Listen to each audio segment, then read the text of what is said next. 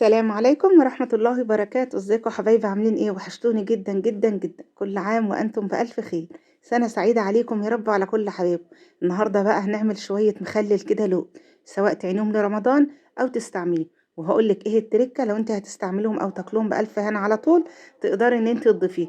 لو هتسيبيها رمضان بإذن الله ما تضيفيهاش. اللهم صل وسلم على سيدنا محمد وعلى آله وصحبه وسلم تسليما كثيرا. جبت بقى كرنبيطة كده صغننة، كانت عاملة 7 جنيه. ابتديت ان انا عملتها زي ما حضراتكم شايفينها كده. بشيل العنق اللي هي فوق الخضرة، العنق الخضرة كده، وبالراحة على ايديكي عشان ما تنجرحش.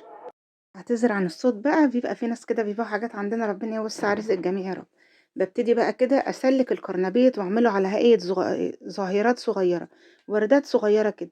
بيبقى كده في قلب الكرنبيطة عرق كبير تخين شوية كده، تقدري ان انت تسلكيه كده وتطلعيه. طيب انا لو حابة اخلله تقدري تقطعيه قطع صغير اللي هو العرق ده، وتقدري تحطيه. هنعمل بقى الكرنبيط النهارده حلو جدا. هنعمل بالعروق بتاعة الكرنب الابيض بتاعنا، وهنعمل بالكرنبيط، وهنعمل بالجزر. طيب انا حابة احط اي حاجة تانية، تقدري تحطي اي حاجة تانية انت بتحبيه.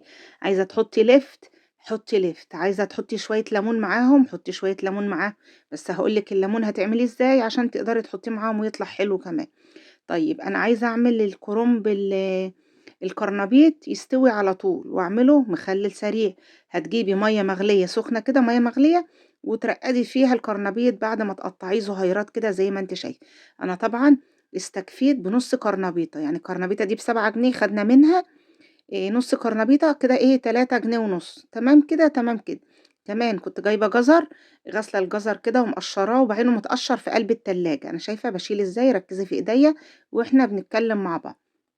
هجيب بقى كده بولة واحط معايا كل الكرنبيط اللي انا قطعته زي ما حضراتكم شايفين كده. تقدري بقى تشطفيه وتحطيه في مصفى. اهو نشطفه بميه وخل كده، خل خفيف كده اكننا بنغسل اي خضار، وتحطيه في مصفى. تمام كده تمام.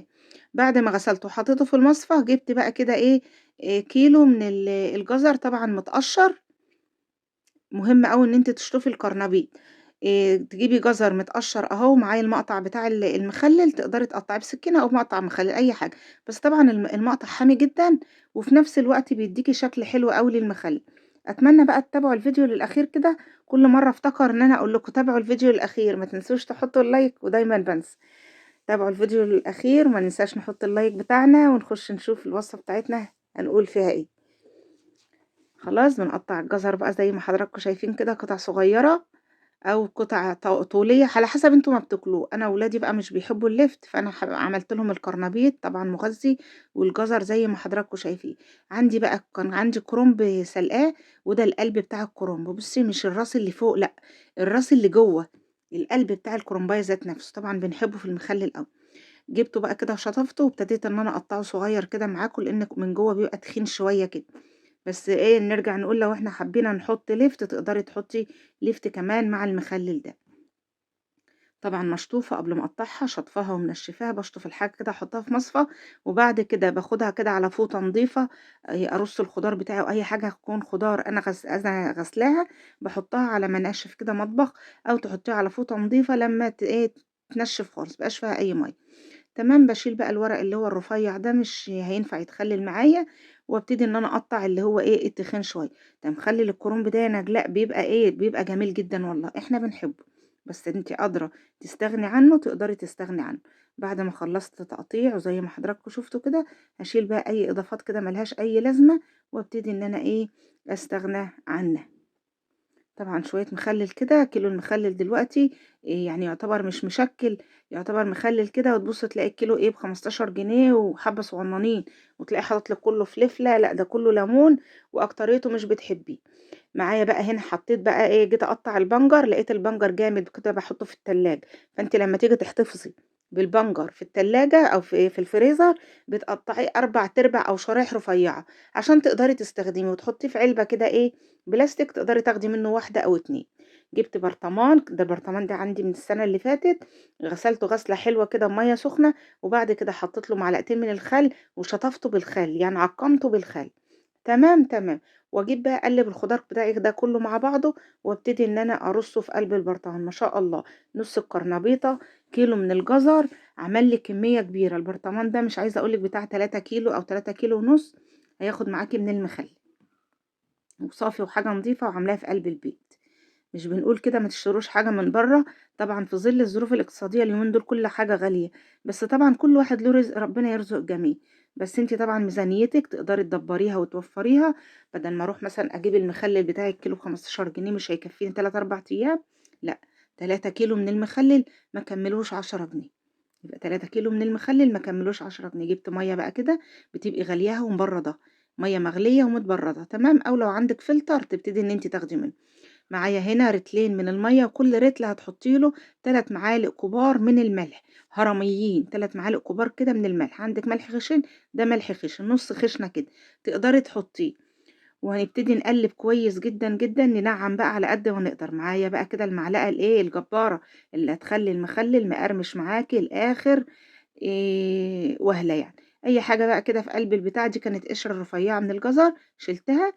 وقلبي كويس خالص لما الملح كله يدوب معاكي. حابه تختبري الملح مظبوط، بتقدري تجيبي بيضه نظيفه، بيضه من اللي بنفقشها وناكلها دي. بتجيبي بيضه وتبتدي تنزليها في الميه بتاعتك دي، بس تكون نظيفه ومغسوله.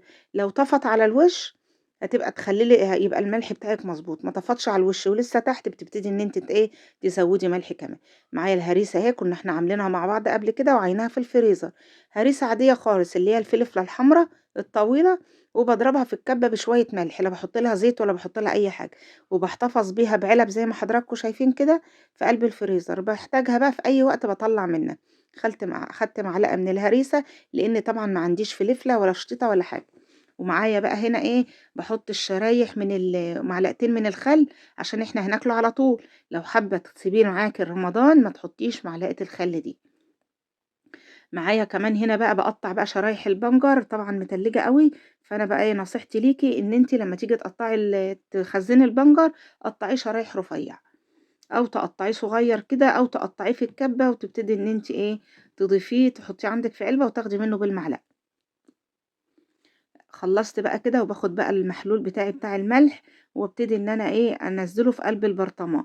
طيب لو المية بتاعتي ما كفتش، بتعملي مية تانية وتزوديها بنفس الطريقة. الرتل عليه 3 معالق كبار من الملح، ونص معلقة صغيرة، نص معلقة كبيرة من السكر، او معلقة صغيرة من السكر. وتحطي بقى ايه قد ربع بنجراية كده، بتديكي لون حلو قوي مع هريسة الشطة، اللهم بارك. بسيب البرطمان بتاعي مكشوف لمدة ساعة، وتحت منه بتقومي جايه حاطه، انا بنضف بقى كده حواليا، تحت منه بقى كده بتقومي جايه ايه حاطه طبق. حطي طبق عشان لو الميه طفت او زادت ما تبهدلكيش الدنيا. بجيب طبق كده واحط البرطمان بتاعي، واسيبه مفتوح عشان لو في اي فقاعات هواء او اي حاجه بتبتدي ان انتي تعملي. تمام كده تمام. بمسكه اقلبه كده شمال ويمين، واقلبه واضغط عليه، واقلبه فوق وتحت. وتحطي كيسه كده من بتاعه التلاجة، كيسة من بتاعة التلاجة، وتقومي جايه قافله عليها البرطمان جامد. انا بوريكي ان في ايه فقاعات هوا طالعه، والفقاعات دي هتبص تلاقي تخلي المخلل بتاعك يطفو على الوش ويغرق ميه ويبهدل الدنيا. تمام كده تمام. بحط البنجر بقى كده وانزله بايديا، وزي ما حضراتكم شايفين هيطلع زي الفل. هتاكليه بعد ايه قد يا نجلاء؟ تقريبا اسبوع، هيبقى معاكي حلو جدا. والف هنا وشفا على قلوبكم. دمتم بخير وعلى خير، في حفظ الله وأمان.